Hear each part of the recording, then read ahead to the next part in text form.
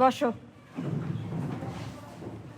আজ তোমাদের ক্লাসে একজন আসবেন তার নিজের জীবনের গল্প তোমাদেরকে শোনাতে। ম্যাম, সেলিব্রিটি কেউ? না, তিনি কোনো সাকসেস স্টোরি তোমাদের শোনাতে আসছেন না। মজার ব্যাপার হলো তিনি তার জীবনের ভুলের গল্প তোমাদেরকে শোনাবেন। ও আসুন আসুন। নমস্কার। ইনি তোমাদের রোশনারা দিদি। ইনি আজ তোমাদের গল্প বলবেন। আপনি শুরু করুন। আজ আপনার গল্প আমিও শুনবো। আমি একটু টয়লেট যাব। ম্যাম আমিও যাব। ম্যাম আমিও যাব। ম্যাম আমিও যাব। বেশ, যাও। তোমরা ফিরলেই তাহলে শুরু করব। কি? কেন শুনবো বল তোর কথা? যত সব সময় নষ্ট। আমি তখন হাতিনগর হাই স্কুলে ক্লাস 8-এ পড়তাম। আমার বয়স 14 বছর। আমি খেলাধুলায় খুব ভালো ছিলাম জানো। আমার তখন একটাই ইচ্ছা ছিল, আমি পুলিশ হব।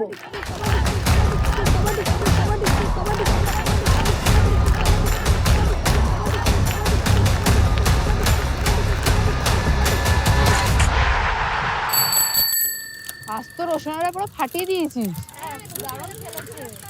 জানিস স্যার বলেছে আমাকে পরের মাসে ডিস্ট্রিক্ট মিটে নিয়ে যাবে। তোর বাড়ি থেকে তোকে যেতে দিবে? হ্যাঁ, কেন যেতে দিবে না? আমার বাবা খেলাধুলা কত ভালোবাসে। রসু, তুই ঘর যা দিন। কেন চাচি? ঘর যা দিনি আগে।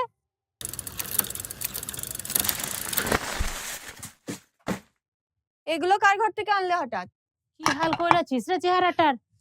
যা হাত মুখ ধোয়া এই কাপড় খান পরালিস। আর শোন, মুখ খানটা একটুখানি সাবানা দিয়ালিস। কেন? তোকে আজ দেখতে আসবে। যা যা, দেরি করিস না, ঝট করে রেডি হইলে। বিটি এসেছে, যাও গিয়ে সামলাও। আব্বু আব্বু আব্বু, আমি এখন বিয়ে করতে চাই না আব্বু। আমি বিয়ে করব না আব্বু। তুমি একটু আম্মুকে বোঝাও। আব্বু, আমি বিয়ে করব না আব্বু এখন। আমি পুলিশে জয়েন হতে চাই। তুই চিন্তা করিস না, ওদের সাথে আমার কথা হয়ে গেছে। ওরা বলেছে বিহার পরেও তোর পড়াশোনা চালাতে দেবে। তুই তুই রেডি হ।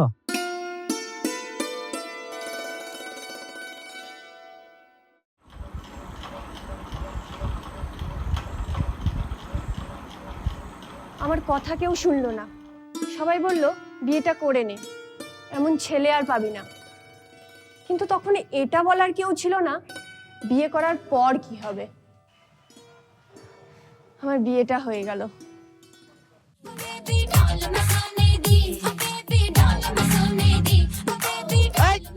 ওদের পালা যা দিবি, ওদের পালা যা। 501 টাকা দেলমোহরে শাদি করতে রাজি হয়েছে। আপনি এই শাদি করতে যদি রাজি আছেন তবে বলুন কবুল। আমার বর গুজরাটে লেবারের কাজ করত। বিয়ের দুদিনের মধ্যেই সে সেখানে চলে গেল।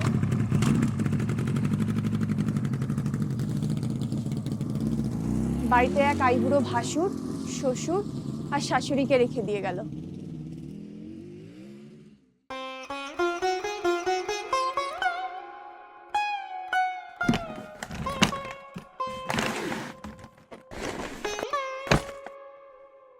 ঠিক 3 দিনের মাথায় আমি সকালবেলা ব্যাগ নিয়ে যখন স্কুলে যাব বলে বেরোচ্ছি। কুতি যাস? যাস কুতি? স্কুলে আর গ্যালনের জোগাড়টা করবে কেডা? তোর বাপ। আমার পড়াশোনা ওখানেই বন্ধ হয়ে গেল। আমি তো রান্না করতে জানতাম না, তাই ভুলভালে রান্না করতাম। আর ও লবাব নন্দিনী, এখানে বসে কাগজ পড়ছো আর আমার যে চাই একটু চিনি দাও নাই গো। কেমন মেয়ে ছেলা তুমি? কি পড়ছো দেখি? কিছু বলেছি রে মিষ্টি করে ভিতর হুর।